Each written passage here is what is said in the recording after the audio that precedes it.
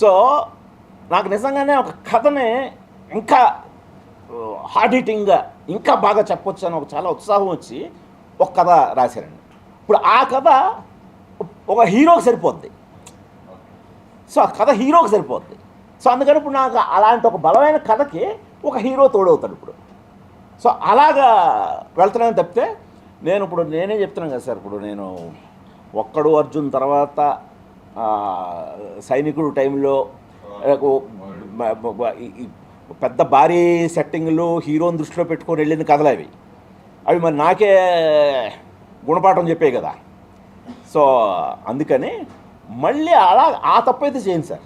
మళ్ళీ ఒక ఎవరో మహేష్ బాబు మీద కథ రాద్దాం, ఇంకొకళ్ళ మీద. నేను ఒక్కడ కథ కూడా నేను ఒక పాత బస్తీ అప్పట్లో మేము చెన్నైలో అసిస్టెంట్ డైరెక్టర్లు ఉన్నప్పుడు హైదరాబాద్ వస్తే మా అందరికీ ఇష్టమైన విషయం ఏంటి, చార్మినార్ దగ్గరికి వెళ్ళి చార్మినార్ని చూస్తూ టీ తాగడం. నాకు అలాగా ఆ పాత బస్తీలో ఒక ఛాయ్ తాగే ఒక కుర్రాడి కథ రాయాలనిపించింది. దానికి ఒక ప్రిన్స్ మహేష్ బాబు చాలా సొఫిస్టికేటెడ్గా ఉంటాడు. అంత ప్రిన్స్ని తీసుకొచ్చి ఇలాంటి ఒక పాత బస్తీలో పెడితే భలే ఉంటుంది, కాంట్రాస్ట్ చాలా బాగుంటుందని కథలా రాశాను, కథగానే రాశాను. సో దానికి ఒక ఫ్యాక్షన్ రాయలసీమ, ఇటు పాత బస్తీ, ఇలా కథలోంచి పుట్టింది కాబట్టి మనకు అది ఒక్కడైందండి. నేను ఒక్కడగా మహేష్ బాబు కోసం అంటూ రాయడం మొదలెడితే అవి మరో సైనికుల్లాగా అయి ఉండేదేమో.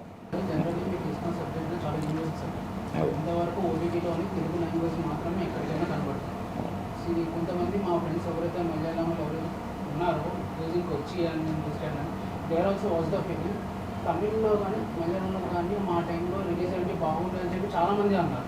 సో ఓటీటీలో అదర్ లాంగ్వేజెస్లో ఎప్పుడు రిలీజ్ చేయబోతున్నారు, ఎప్పుడు రాబోతున్నారు? అదే అండి, ఇది యాక్చువల్గా తమిళ్ అయితే ఆల్రెడీ రెడీగా ఉందండి. ఇప్పుడు హిందీకి విపరీతమైన డిమాండ్ ఉందండి. అసలు చాలా డిమాండ్ ఉంది. మీరే చూస్తే మీకే అర్థం అవుతుంది. ఒకసారి మీరు కొడితేనే చాలా డిమాండ్ ఉంది. అది ఒక మంచి ప్లాట్ఫామ్ కోసం చూస్తున్నామండి. కొద్దిగా నేషనల్ ప్లాట్ఫామ్ అయితే రీచ్ బాగుంటుంది కదా అని చెప్పి అది హిందీ తమిళ్ తొందరలోనే వస్తాయి సార్.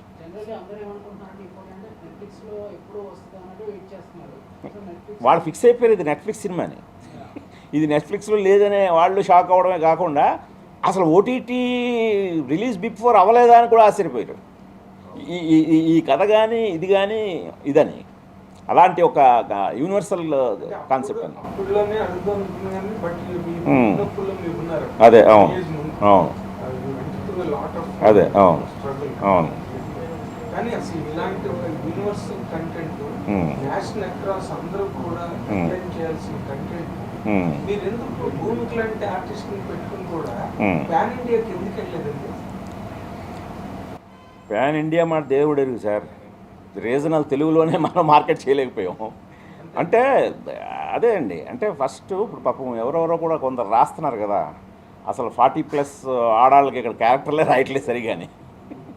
అలాగా మీరు 40+ లేడీని పెట్టుకొని మీరు బిజినెస్ అవ్వాలన్నా థియేటర్కి రావాలన్నా అది అంత ఈజీగా జరిగే పని కాదు సార్. దానికి మీకు వెనకాతల గట్టి బ్యాకింగ్ ఉండాలి. ఉన్నప్పుడే అది మార్కెట్ చేయగలుగుతాం. అదర్వైజ్ మార్కెటింగ్ ముందు ఓన్లీ తెలుగుకే కష్టం అవుతుంది. ఏదండి మామూలుగా అండి, నేను చాలా విగరస్గా ఉన్నాను. ఎందుకంటే నాకు అంటే రుద్రమదేవి తర్వాత హిరణ్యకశిప ప్రాజెక్టు 7-8 ఏళ్ళు తీసేసుకున్నాను. అది లాస్ సార్. ఆ టైం ఉందే అంటే నా కెరియర్లో చాలా క్రీమ్ టైం అనమాట. అది 7-8 ఏళ్ళు అంటే ఒక జరిగే సినిమా బయటికి వస్తున్న సినిమాకి 10 ఏళ్ళు పట్టినా పర్వాలేదు. అసలు బయటికే రాని ఒక సినిమాకి అన్ని సంవత్సరాలు వెచ్చించేసరికి అది బాగా లాస్ ఫీల్ అవుతున్నాండి. అంటే చెప్పాల్సిన కథలు బోల్డ్ ఉన్నాయి. ఈలోగా నేను అనుకున్న కథలు చాలా కోఇన్సిడెంటల్గా సినిమాలు వస్తే మా ఇంట్లో నా మిస్సెస్ రాగిణి కానీ మా పిల్లలు కానీ, చూడు నువ్వేమో ఇది పట్టుకొని వేళ్లాడుతావు, ఇప్పుడు నువ్వు అనుకున్న పాయింట్ ఆల్రెడీ అక్కడ వచ్చేసింది ఇదని అలా లూజ్ అయినవి ఉన్నాయండి. సో అందుకని ఇప్పుడు ఇంకా ఇది తీసుకోదలుచుకోలేదండి. ఇప్పుడు అందువల్ల బాగా అంటే కథ ఇదొకటే సార్ నా స్ట్రెంగ్త్. నేను నమ్మేది కూడా కథ కూడా నేను ఊరుకునే ఒక లైన్గా చెప్పనండి. ఫుల్ స్క్రిప్ట్, బౌండెడ్ స్క్రిప్ట్ వేస్తాను. 3 గంటల కథ 3 గంటలు చెప్తాను. మీకు విన్న హీరోకైనా ప్రొడ్యూసర్కైనా ఈ బడ్జెట్ ఎంత అవుతుంది, ఇది ఎంతవరకు వర్కౌట్ అవుతుంది, పూర్తి ఐడియా ఇచ్చేస్తుంది సార్. సో అందువల్ల వాళ్ళు ఎస్ఆర్నో అది ఒక క్లియర్ పిక్చర్ వచ్చేస్తుంది. ఇప్పుడు ఆ రోజున మరి ఇందాక మనం మిత్రుడే అడిగాడు, అసలు సినిమా తీసి చూడాలని కథ తయారు చేయడం ఏంటి సార్? అసలు చిరంజీవి గారి కథ తయారు చేసి ఒప్పించడం అంటే ఒక రైటర్కి మినిమం 5-6 ఏళ్ళు పడుతుంది. మీరు అలాంటిది ఒక రామాయణం తీసి ఇమీడియట్గా చిరంజీవి గారు ఏదో మ్యాజిక్ జరిగిందా చూస్తే కథ కూడదేమో అనుకుంటే కథ కూడా మీదే కదా అన్నారు. నా స్ట్రెంత్ అదండి. నేను కథని చాలా డీటెయిల్డ్గా రాసి పెట్టుకుంటాను. నేను రామాయణం దాదాపు నాకు వర్క్షాపు వీటన్నిటితో కలిపి 2 ఏళ్ళు పట్టింది. ఆ సమయంలో చూడాలన్నది కథ రాసుకునేవాడిని. సో అందుకని నాకు ఎప్పుడైతే రామాయణం చూసి వాళ్ళు ఇంప్రెస్ అయ్యి కథ ఏదైనా ఉందంటే దత్తు గారు అడిగేసరికి ఫట్మని ఉందని ఇది చెప్పడం జరిగింది. అదే పూర్తి కథ చెప్పడం. సో దాంతో వాళ్ళకి అవగాహన వచ్చి ఇంకా వేరే ఆలోచించరు కదా. మామూలుగా మనం లైన్లు చెప్తే ఆ లైన్ స్టేజ్లో బాగానే ఉంది, నెక్స్ట్ ఏంటి అలా కాదు సార్. ఒక్కొక్కసారి అవి పాజిటివ్గా షేప్ తీసుకుంటే ఒక్కొక్కసారి లైన్గా బాగానే ఉంది కానీ మొత్తం వినేసే బాగోలేదని ఒపీనియన్లు మారిపోతాయి. సో ఆ ఛాన్స్ ఉండదు సార్.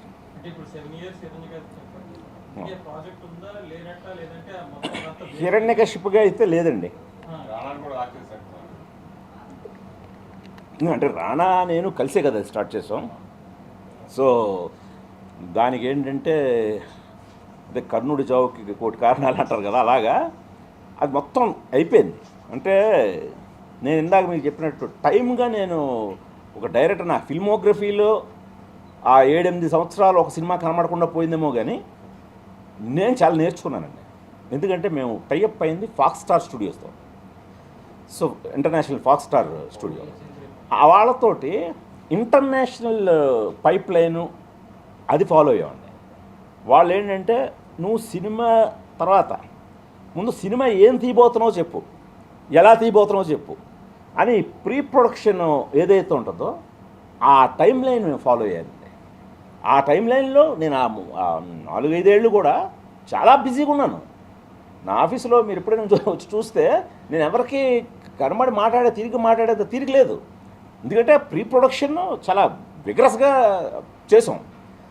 ఇది ప్లస్ అయింది సార్. సో తర్వాత కాకపోతే కరెక్ట్గా కోవిడ్ వచ్చింది. ఆ తర్వాత ఈ ఫాక్స్ స్టార్ని డిస్నీ కొనేసింది. ఈ పెద్ద కంపెనీ అందులో డిస్నీలో మెర్జ్ అయిపోయింది. సో ఆ మెర్జ్ అయిన ప్రాసెస్లో నా ప్రాజెక్ట్ ఓకే చేసిన డైరెక్టర్స్ మారిపోయారు. వాళ్ళు ఇప్పుడు అది రానా నా మీద మా ఇద్దరి మీద అంత వైబుల్ కాదు. 300 కోట్ల బడ్జెట్ సార్ అది ఆ రోజుల్లో. సో 300 crores బడ్జెట్ వీళ్ళిద్దరి మీద అనేది వాళ్ళు, ఎందుకంటే వాళ్ళకి అప్పటికే బ్రహ్మాస్త్ర అప్పుడే రిలీజ్ అయింది. వాళ్ళకి బ్రహ్మాస్త్ర కూడా ట్రయాలజీ యాక్చువల్గా, అందుకు ఒకదాంతో ఆపేశారు. సో అందువల్ల వాళ్ళు టోటల్గా బ్యాకౌట్ అయిపోయారు. ఇంకా బ్యాకౌట్ అవడంతో బయటకు వచ్చేసాం. అంటే తర్వాత రానా కూడా వేరే ఎదుగా దాన్ని ట్రై చేద్దామని చూశాడు, మరి అవ్వలేదు. నేను ట్రై చేశాను, అది అంత ఈజీ కాదు. సో అంటే కాకపోతే ఏంటంటే నేను మొదటి నుంచి ఒకటే మొత్తుకున్నాను, దీనికి చాలా పొటెన్షియల్ ఉంది హిరణ్యకశిపుడి కథకి. అది మనం ట్యాప్ చేయాలి, అది కూడా తొందరగా ట్యాప్ చేయాలి. ఎందుకంటే పురాణం మనం అనుకునేది అదేం మన కథ కాదు, 10 మంది తీయొచ్చు, దానికి రైట్స్ అంటూ ఉండవు అని నేను మొదటి నుంచి ఏదైతే భయపడ్డానో అలాగే మహావతార్ నరసింహ అని వచ్చిందండి. 600 కోట్లు కలెక్ట్ చేసింది 3D యానిమేషన్ సినిమా. మరి దాని స్ట్రెంగ్త్ నేను గమనించాను కదా. ఫాక్స్ స్టార్ వాళ్ళు కూడా నా విజువలైజేషన్ అంతా చూసి ఏంటి ఇదంతా నిజంగా జరిగిందా అంటే, మా పురాణాల్లో డిస్క్రిప్షన్ ప్రకారం చేశాను. అష్టదిక్పాలకుల్ని నేను డిజైన్ చేసిన విధానం అవెంజర్స్ నథింగ్. సో వాళ్ళే ఆశ్చర్యపోయారు, ఈ క్యారెక్టర్లన్నీ వాయు, అగ్ని, ఏటి క్యారెక్టర్లన్నీ ఉన్నాయా మీ పురాణంలో? ఉన్నాయా, దాన్ని బట్టి చేసిందని. సో అలాగ ఆ స్ట్రెంత్ వాళ్ళు గమనించారు. అది మనకు టైం కలిసి రాలేదు, అది ఎక్కలేదు. బట్ యానిమేషన్లోనే అది 600 కోట్లు కలెక్ట్ చేసేసింది. సో ఆ రకంగా మనం ఏదైతే నమ్మేమో పొటెన్షియల్ ఉందని అదైతే ప్రూవ్ అయింది. అది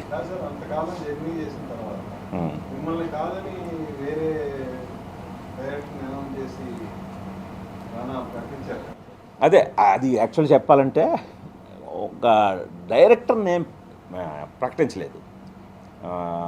అది యాక్చువల్గా అప్పుడు త్రివిక్రమ్ గారి పేరు వచ్చింది, త్రివిక్రమ్ గారిని రైటర్గా అనుకున్నారు. సో అంటే ఇది చాలామందికి తెలియని విషయం ఏంటంటే, రానా నేను అనుకున్నప్పుడు హిరణ్యకశిప త్రివిక్రమ్ గారు ఆయనంతటా ఆయనే ఫోన్ చేసి ఈ సినిమాకి నేను మాటలు రాస్తాన్నారు. రాణా అడిగాడు నన్ను, అంటే ఆయన మాటలు రాస్తే తిరుగులేదే బాబు అసలు అంతకంటే ఇదా అని చెప్పి అలాగ నేను వెంటనే ఒప్పుకున్నాం. సో కాకపోతే తర్వాత ఈ డెవలప్మెంట్స్లో జరగనప్పుడు నేను బయటకు వచ్చి నేను వేరే దీంట్లో పడ్డాను, రాణా వేరే దాంట్లో పడ్డాడు. ఒకనొక దశలో రాణా త్రివిక్రమ్ రైటర్గా కంటిన్యూ చేస్తూ ఆ ప్రాజెక్టు కంటిన్యూ చేద్దాం ట్రై చేశాడు వేరే వాళ్ళతోటి. అప్పుడు చిన్న మిస్కమ్యూనికేషన్ ఏమైందంటే, అంటే నేను దాదాపు 7 ఏళ్ళు నా విజువలైజేషన్ అదంతా, అంటే కంప్లీట్గా నేను ఏదైతే తీయాలనుకుంటున్నానో అది కంప్యూటర్లో ప్రీ విజువలైజేషన్లో డైరెక్ట్ చేసేసాను. సో ఒకవేళ అదిగా నేను వాడుకుంటూ ఇది అవుతున్నారా, వాళ్ళు ఫాలో అవుతున్నారా, నేను వెంటనే కొద్దిగా హర్ట్ అయ్యాను. హర్ట్ అయ్యి ఇమీడియట్గా నేను మనబోటి వాళ్ళ దగ్గర చెప్తే, ఇప్పుడు వెంటనే పాపం చాలా రెస్పెక్టెడ్గా త్రివిక్రమ్ నాకు ఫోన్ చేసి, అబ్బాయి ఇది నేను డైరెక్ట్ చేసే ఉద్దేశం లేదు నాకు, నేను రైటర్గానే, ఇంకా రాణా అసలు మీరే డైరెక్టర్ అన్నట్టుగానే అన్నాడు, సో అందువల్ల ఇది అసలు తీస్తే మీరే తీయాలి సార్ అని పాపం ఆయనే స్వయంగా నాతో ఫోన్ చేసి ఒక 20 నిమిషాలు చెప్పారు. అని అన్నప్పుడు నేను ఓకే ఇది అంటే రాణా అప్పట్లో యూఎస్లో ఎక్కడో కామిక్ కాన్లో ఉండి అనౌన్స్ చేశాడు. సో నేను ఎవరు తీసినా నాకేం అభ్యంతరం లేదు, నా విజువలైజేషన్ రాకూడదు అంతే.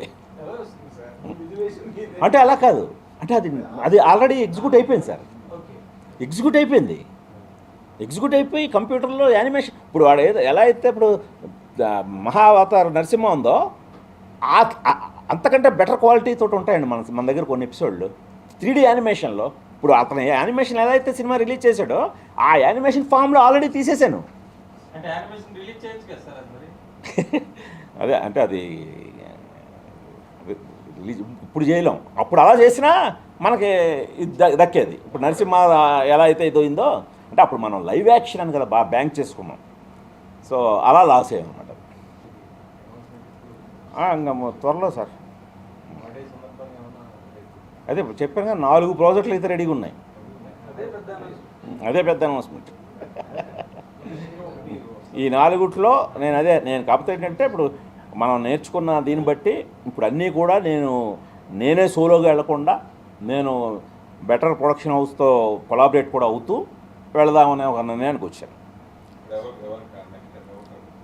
అదే ఇప్పుడు కథ ఇప్పుడే ఫినిష్ అయింది, ఫైనల్ డ్రాఫ్ట్. ఇంకప్పుడు అది ఒక మంచి హీరో దగ్గరికి వెళ్ళడం, ఎందుకంటే ఆ కథ హీరోని డిమాండ్ చేస్తాం. సో యుఫోరియా అనే సినిమా అలానే అవర్ మీ జీతు జోసెఫ్ అని మాకు ఫిక్స్ యాక్చువల్లీ గుణశేఖర్ గారు ఇస్ అవర్ జీతు జోసెఫ్. అంటే గుణశేఖర్ గారు ఇక మాకు కావాల్సిన యూత్ కావాల్సిన ఇలాంటి మెసేజ్ ఫ్యామిలీస్ ఇలాంటివి కావాలి. నెక్స్ట్ తీసుకోబోయే కథలు ఎలాంటి ఎలిమెంట్స్ని మీరు తీసుకోబోతున్నారు సొసైటీలో కానీ ఎట్లా? ముందు మీ కంపారిజన్కి very thank you, happy. But దానికి ఎంతవరకు కరెక్ట్గా నాకు తెలియదు, కానీ దానికి థ్యాంక్స్ అండి. అదే నెక్స్ట్ చేయబోయేది వెరీ హార్డ్ హీటింగ్ అండి. అంటే నాకే అసలు రక్తం ఉడికిపోతుంది అనమాట, ఇది వెంటనే తీయాలి ఇదని. అసలు కూర్చొని రాస్తుంటేనే ఇది వెంటనే తీయాలి. కొన్ని మనకు సీన్లు కొన్ని అలా అనిపిస్తాయి, అలా ఒక ఉడుకు రక్తం వచ్చేస్తుందండి నాకు.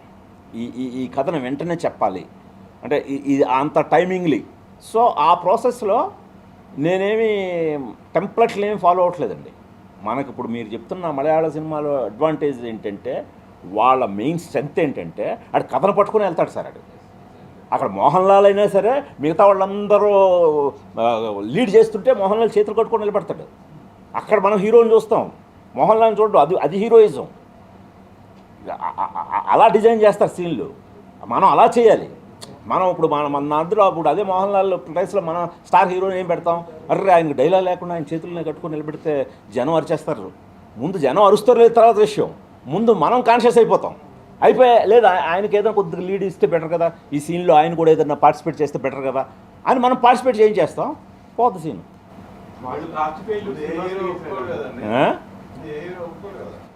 ఇప్పుడు హీరోల్లో మార్పు వస్తుందని అనుకుంటున్నాను సార్. ఎందుకంటే వాళ్ళు ఇప్పుడు మలయాళం సినిమాలను చూసి మరి అద్భుతంగా లైక్ చేసేస్తున్నారు. ఆ డైరెక్టర్లను కూడా పిలుస్తున్నారు. అంటే పిలుస్తున్నారంటే మరి మీరు ఆ డైరెక్టర్ల తాలూకు స్కూల్ నచ్చే కదా.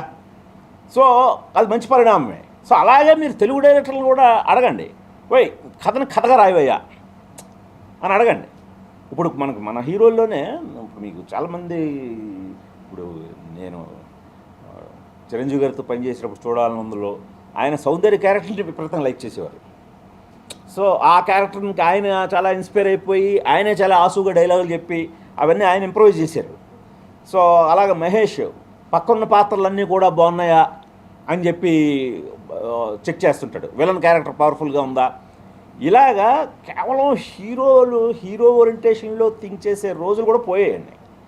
సో ఇప్పుడు వాళ్ళు కూడా దాని నుంచి బయటకు వస్తే ఖచ్చితంగా కథని బేస్ చేసుకొని, అంటే అబోవ్ ఆల్ మనం ఫైనల్గా వచ్చిన ఆడియన్ ఏమనుకుంటాడండి, ఇలాంటి ఒక కథలో ఎవడు ముందుకు వచ్చి నిలబడ్డాడు వాడే కదా హీరో.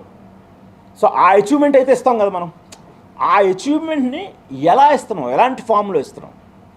మోస పద్ధతుల్లో అస్తమాను ఎలివేషన్లు, అస్తమాను యాక్షన్లు, అస్తమాను ఇవి కాకుండా ఇప్పుడు మరి దృశ్యం ఫస్ట్ 2 సినిమాల్లో ఎంత హీరోయిజం ఉంది సార్. మరి ఇప్పుడు మీరు ఆయనే చెప్పారు ఆ సినిమాలో అస్తమానం, అందుకని అదే చెప్తున్నాను నేను కూడా. సో ఎంత హీరోయిజం ఉంటుంది, చాలా కామ్గా ఉంటాడు, ఫ్యామిలీతోటి తిరుగుతుంటాడు. బట్ అతను వేసే ఎత్తులు కానీ ఇవన్నీ చాలా బ్రిలియంట్గా ఉంటాయి. సో అదే బ్రిలియన్స్ని మనం ఒక ఎలివేషన్తోటో ఒక స్లో మోషన్తోటో హైలైట్ చేయాలనుకోలేదు.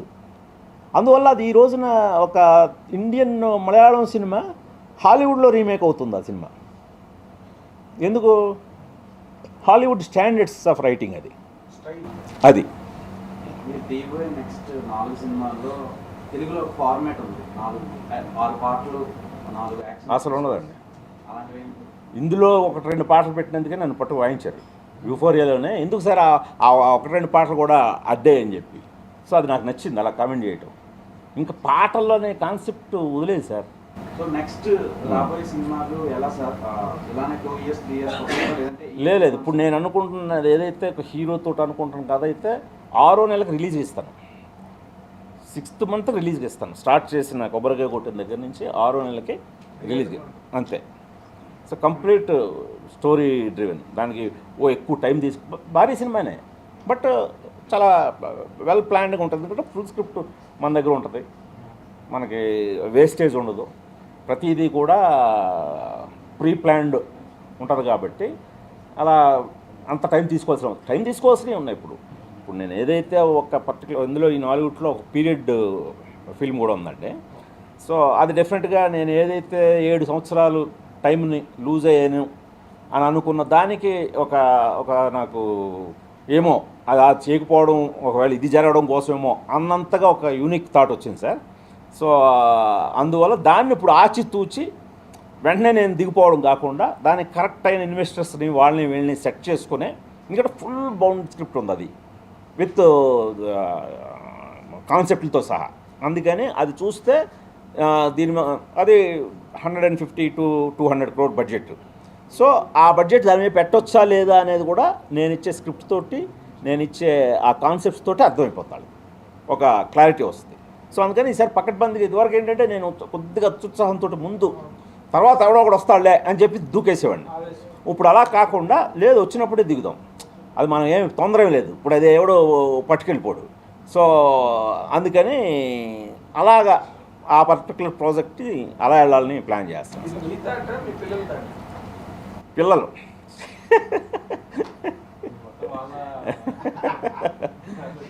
అంటే వాళ్ళు అంటే ఈ మనం వేస్ట్ చేయకూడదు, ఇలాంటివి ఎందుకు తొందరపడి ఇది చేయటం, మనం కరెక్ట్గా వెళ్ళాల్సిన ఎందుకంటే ఎఫర్ట్ ఎప్పుడు నా ఎఫర్ట్లో లోపం ఉండట్లేదు, కానీ ఈ మార్కెటింగ్, ఈ అత్యుత్సాహం వీటిల్లో కొద్దిగా తప్పటడుగులు పడుతుంటాయి. కానీ యుఫోరియా గుణపాఠం నేర్పడంతో పాటు 4 సినిమాలు ఇమీడియట్ గా స్టార్ట్ చేసే ఛార్జింగ్ కూడా ఇచ్చి ఒక బ్యాలెన్స్ ని లైఫ్ లో కదా.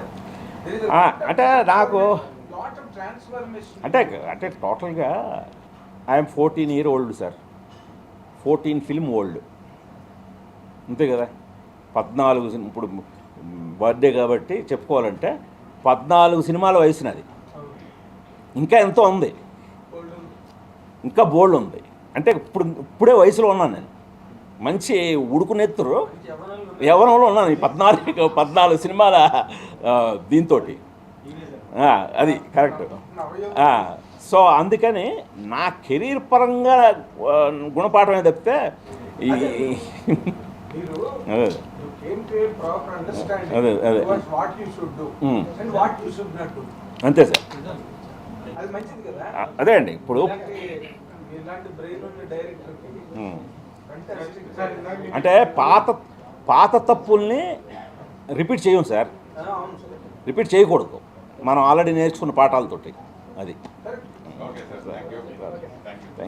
And for more videos, Please subscribe to iDream. Please subscribe to iDream. Please subscribe iDream. And please subscribe to iDream. For more videos, subscribe to iDream. please like, share, and subscribe to the channel. Congratulations, iDream. Subscribe to iDream. Subscribe to iDream. So, subscribe to iDream Media. iDream team అందరికి huge congratulations. Please subscribe iDream Media. Please subscribe to iDream. Subscribe iDream. Please subscribe to iDream. iDream అంటే నా కళల ఛానల్ను subscribe చేసుకున్న నోరు తిరుగుతలేదు, మీరైతే గంట గుర్తు కొట్టండి. For more such videos, please subscribe to iDream. Subscribe to iDream. Please subscribe to iDream. Please subscribe iDream Media. Please do subscribe to iDream. Please subscribe to iDream Media. For best entertainment and information, please subscribe iDream. And don't forget to subscribe to iDream.